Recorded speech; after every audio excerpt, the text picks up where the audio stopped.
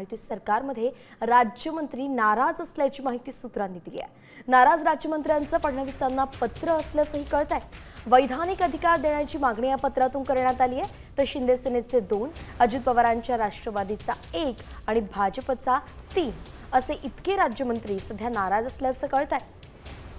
वैदेही काणेकर आपले प्रतिनिधी आपल्यासोबत जोडले गेले आहेत। वैदेही, नेमकं कोणकोणते राज्यमंत्री नाराज असल्याचं कळत आहे?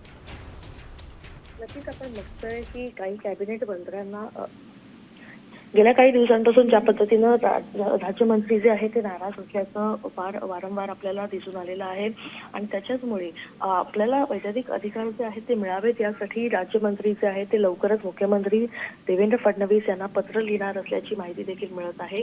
एकूण जर ज्या पद्धतीनं बघितलं तर 2019च्या आघाडी सरकारमध्ये राज्यमंत्र्यांना स्वरूप एक अधिकार देण्यात आले होते आणि तेच अधिकार पुन्हा एकदा उत्तम पद्धतीनं मिळावे, कामकाज जे आहे ते करता यावं यासाठीचे अधिकार मिळावेत यासाठी राज्यमंत्री हे लवकरच पत्र लिहिणार असल्याची माहिती मिळत आहे।